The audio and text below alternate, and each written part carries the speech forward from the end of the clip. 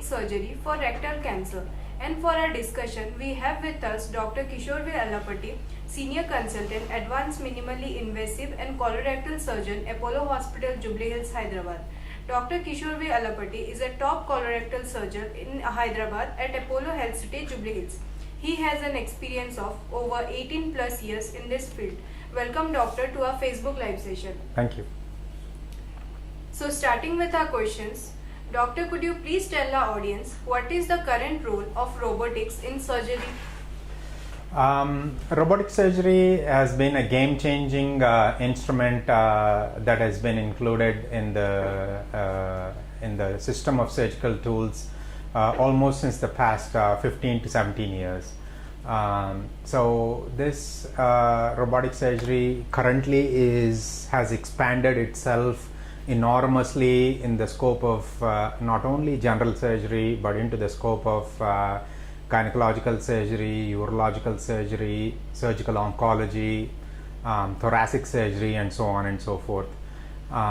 In that spectrum of diseases that are being taken care of with the help of robotic surgery, colorectal surgery has taken or made a major impact in regards to the surgical procedures that we're doing, especially for patients with rectal cancer. So in general and colorectal surgery, the robot has played an enormous role or a significant role in surgeries that were able to perform as a life-changing surgical procedure where the quality of life is significantly better in these patients. So is robotic surgery good for rectal cancer? Yes. Ideally, what we call the rectum is something which is the last about a foot of the large intestine. So the last part of the large intestine, we call it rectum, and theoretically we as colorectal surgeons divide that rectum into upper thirds, middle thirds, and the lower thirds. If we were to identify rectal cancer in the middle thirds or the lower thirds, especially when we're doing or when we need to do a surgery for these patients who have a middle third or a distal third or a lower third rectal cancer, the robot actually plays an enormous role in being able to precisely and very finely do this operation, and also be able to save what we call the sphincter mechanism, which is the muscles around the anal area, and so that the patients would not have to deal with a permanent bag that is attached to the abdomen and they need to clean it on a regular basis. So in that aspect, robot has played a huge role for us to be able to offer that kind of procedure where a permanent bag can be avoided most of the times in these patients with middle and lower third rectal cancers. So what are the benefits of robotic surgery? There are a lot of benefits of robotic surgery. It is from as simple as the incisions or the cuts that we make for robotic surgery will measure anywhere between 6 to 7 millimeter sized holes. And so the instruments that we use while doing the robotic surgery are very fine and precise. The maneuverability, so if we compare it with the laparoscopic surgery to the robotic surgery, in laparoscopic surgery we have a two-dimensional view of the surgical procedure, so we're watching it on the TV screen and performing the operation, whereas when we're doing the robotic surgery you actually have a 3D view of the entire field, which means that it gives us the depth of the field in the surgical field. So that's another huge leap advantage that we have noted. If you look at the instruments in laparoscopic surgery, the instruments are only two-dimensional, whereas in the robotic surgery you have a 360-degree maneuverability. So like a wrist of our human hand, the tip of the robotic instrument will be able to rotate a full 360 degrees, and with that we're able to get into really close and tight spaces and still be able to perform a very fine and precise surgery. So those are the huge advantages that we gain from the robotic platform. So generally, how is robotic surgery performed? The myth is that robotic surgery is actually performed by a robot, but in fact it's not. Robotic surgery, like laparoscopic surgery, is where the robot controls the instruments only. So we give the instruments to the robot, and ultimately how the instruments move and what they do inside the abdomen is totally controlled by us as surgeons. So we sit inside what we call the console, and again, it's a myth that the console is somewhere else in the outside of the operating room, but no, we actually sit in the same operating room. We're directly controlled from the console or connected from the console to the robot, and so all our movements are totally controlled by two of my hands, even though there are four hands for the robot, as you see in the pictures. One of the hands is for camera, where I just move my hands in or out like a steering wheel. That will take my camera in or out. And the three arms I'll be controlling with my two hands, where I have a clutch, so I'd be able to switch from one instrument to the other instrument. So ultimately it's my hands that is doing the entire surgery, whereas the precision is given by the robotic platform. So what are the disadvantages that are seen in robotic surgery? I think the two major disadvantages are the learning curves. So it's important for a surgeon to be comfortable and confident in being able to do a robotic surgery prior to embarking on that. So the training and all of that is a rather tedious process to go through. But I think at the end of the day, it's worth getting the training and ultimately becoming a robotic surgeon. And I think the second, maybe I don't know if I can call this as a disadvantage, but it's obviously a high-tech instrument that we're using for much more precise surgery to make life-changing events when patients are getting treatments. So obviously the cost is there that would ultimately replicate, because the instrument is a high instrument. So the difference is like as if you're watching a normal TV as opposed to a 4K or a 4K high def TV. So obviously you pay the price to get that instrument, but that outcome you'll definitely appreciate, or one will definitely appreciate when we use the technology to perform that procedure with the robotic platform. So doctor, could you please tell our audience what is the success rate of robotic surgery? Success rate in regards to robotic surgery, if a patient is not fit for robotic surgery, usually we as surgeons or robotic surgeons do not offer robotic surgery as an option for them. So a good number of times, meaning I would never say 100% of the times, but greater than 99% of the times we would be able to tell the patients that yes, we will be able to perform this robotic surgery without any issues, but there is always that possibility of, once we go inside the abdominal cavity and start the procedure, there might be a surprise that we were not able to see, whether it is in the PET scan or the MRI or whatever it is. And at that point, we have to abandon the robotic surgery and convert it over to either a laparoscopic surgery or most likely an open surgery because of the surprises we have noted. Other than that, in general, the robotic surgery is very successful. So is robotic surgery better than laparoscopic surgery? Yes, it is. Technically, it's much more easier for us in performing the robotic surgery because all the instruments are under my control. The camera is under my control. The different types of devices or instruments that we use, all of them are completely controlled by me. Whereas with the laparoscopic surgery, someone else holds the camera while I'm doing the operation. So I need to be able to communicate to the person who is holding the camera to show me where I want to do the surgery, or if the camera holding person is inexperienced, it would make the surgery even more difficult because he doesn't know what to show me, and then I have to keep directing him on what and how to show it to me. Whereas in the robotic platform, I control the camera with my own hand, so if I want to see any specific area, I zoom in into that area. If I want to zoom out, then I do it with my own hands. So in regards to that, robotic surgery, is definitely much more convenient and comfortable for us, and so it's definitely more advantageous for the surgeons. And physically also, talking about the endurance that the surgeons should have, a fair number of these laparoscopic surgeries are to be performed anywhere between 3 to 5 hours, and all the 3 to 5 hours we end up standing and twisting our bodies in trying to perform the operation in laparoscopic surgery. Whereas when we're doing the robotic surgery, we're actually sitting very comfortably in the best chair that we have, and then sitting in the chair, we're operating or doing the entire 3 or 4 hour procedure while we're sitting in a comfortable chair. So physically also it's much more easy on us, so that we don't end up with back pains and stuff like that.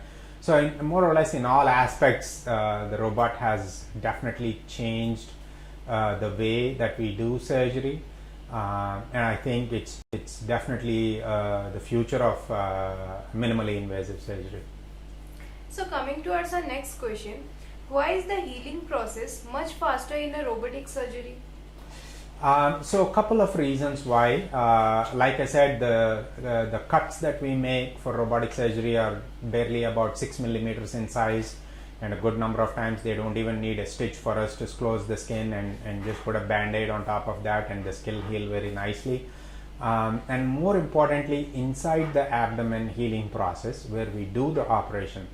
So like I said, we have a 3D view, and the arms or the instruments move very precisely, and so every millimeter that we move, we're able to gauge it with the 3D move or the 3D view that we have on the console. And so because of that, our movements are also very precise. The cutting or burning is also very precise. We are not unnecessarily moving the instruments here and there, or unnecessarily using thermal energy to control the bleeding and things like that. Even the minutest blood vessels we will be able to see because of the enhanced 3D view, and so bleeding is also very minimal. And so because the surgical field is so clean when the operation is being performed, obviously the healing process also turns out to be much more healthier, which indeed turns out to be much more quicker compared to the regular surgery that we do. So the common question which everyone have, is robotic surgery painful? Yes, it is. Any surgery is painful, there is no doubt about that, but how long the pain would last is the most important question. So if we do open surgery, pain is something that we would definitely need to put the patients on pain medicine through the IV for at least 5 to 7 days, and so they'd be staying around 7 to 10 days in the hospital. Laparoscopic surgery is maybe on an average around 5 to 6 days. With the robotic surgery, pain will be there, but usually within 24 to 48 hours we would be able to put them on a tablet so that it turns out to be a totally bearable pain with the tablet by the second day of surgery. So what are the two greatest advantages we can expect of robotic surgery in rectal cancer patients requiring surgery? So the most important advantage that we gain when we're doing or when we're performing a robotic surgery for rectal cancer patients is that being able to save the sphincters. So the cancers, if they are identified in the lower part of the rectum, which is very close to the anal opening, then in the past those patients were offered a surgery wherein we remove the entire rectum, close the anal area with stitches completely shut, and then we put a permanent bag on the left side, and they'd have to change this bag on a regular basis. With the introduction of laparoscopic surgery, the percentage of that definitely has come down, but not significantly. With the help of laparoscopy, we're able to offer sphincter saving procedures, but they're definitely not as precise or as comfortably we're able to do with the help of the robotic platform. But with the advent of robotic platform and the instruments have been improvised in the past 10 to 15 years since the Da Vinci people have launched the robot. Instruments are much finer now, so that helps us be able to save the muscle in the anal area and attach the intestine directly to the anal area and avoid a permanent bag for the rest of the life. And I think this is something even though it's a social stigma, people who are we start seeing cancers or rectal cancers in a relatively younger patients now in their late 30s to early 40s, and they're in their highest productive life of their time frame. So you don't want them to have a bag and then have a social stigma and not be able to sit in meetings and stuff like that. So in people like that, the robotic platform has really made a huge advantage. And the second advantage is recovery from this operation is much more enhanced, much more faster, and the outcomes we have noted are definitely very comparable and if not superior compared to the conventional operations. So coming towards our audience question, how long does robotic colon cancer surgery take? Anywhere between 3 to 4 hours. So if it is, again, we have different sides of the colon. We have the right colon, we have transverse colon, we have left colon, and then we have rectum. A right colon, something like that, is relatively simple. It might take about an hour and a half to 2 hours, whereas if we're doing it for the rectum, it takes definitely between 3 to 4 hours. So what are the 3 types of robotic surgeries? 3 types of robotic surgeries. You might have to reframe that question. Meaning meaning different branches, or So what are the types of robotic surgeries? Are there any particular types in the sense? So robotic surgery can be robotic colorectal surgery. Robotic surgery could be robotic gynecological surgery for like endometriosis and stuff like that. Robotic could be for thoracic surgery, where when the sort of thoracic surgeons do operate with the help of the robot on the lungs and the food pipe, which we call the esophagus. Robotic surgery could be on the pancreas. So there are multiple varieties of robotic surgery that can be performed with the help of this instrument. So what is robotic sigmoid collectomy? Right. So sigmoid is also part of the colon. So like I said, you have a right side of the colon, and then the colon that goes across is called the transverse, and that comes down is the descending or the left colon. And the section of the intestine that's between the left to the rectum is called the sigmoid colon, and removing that section of the colon is called robotic sigmoid colectomy. Right. So what are the difference between laparoscopic and robotic hysterectomy? Again, surgically it should be done the same. So whether the operation is done as an open operation or a laparoscopic operation or a robotic operation, the part that needs to be removed has to be removed completely, and we maintain all the planes while we're doing this operation. So whether it's done as an open operation or laparoscopy or robotic, it's done the same way inside. The only difference is the size of the cut that we make on the skin, right? So most patients ask me, well, with the laparoscopy, you probably won't be able to see as well as when you open the abdomen. No, actually we see it much better. Far superior when we do it laparoscopic, and even far superiorly when we do it robotic, because with the help of the camera, we will be able to go to every nook and corner inside the abdomen. Whereas if we have to see directly, then we have to put our hand, push things away so that you get a direct vision into it. So laparoscopic hysterectomy or robotic hysterectomy, like I said, the surgery will be the same, but it will be much more precise, and it will be performed with much more ease by a robotic surgeon when it's done robotically compared to laparoscopic surgery. Are robotic hysterectomies safe? Very safe.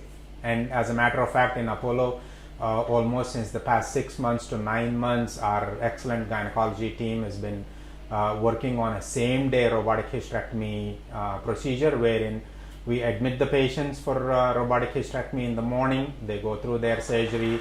We keep them in the recovery room until about 6 p.m. and by dinner time they actually go home. So it's same day robotic hysterectomy surgery. So coming towards our last question, doctor, please tell our audience about the facilities provided at Apollo Hospital, Jubilee Hills.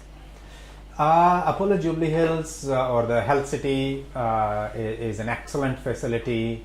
We have a all-rounded hospital, wherein from the time you enter into the hospital to the time you are exited from the hospital, every single aspect of your requirement is taken care of. We have excellent representatives who would guide you through the procedure. The services are really excellent, be it as an outpatient or if you're required for an inpatient service. The nursing staff is excellent. They're doing a great job. The doctors, as you know, is an excellent set of groups that we have here. No matter what specialty you name, we have the physicians that hold to the highest standards and perform cutting-edge technology procedures throughout the entire spectrum of medical field. So I think the name itself, Apollo says it all. That you can be guaranteed an excellent care from the time you enter into the facility to the time you leave the facility. Dear viewers, we have come to the end of our session and hope we have covered all aspects. If you still have more doubts, you can book an appointment with Dr. Kishore V Alapati and clarify your doubts. Thank you, doctor, for educating our audience in today's session. Thank you.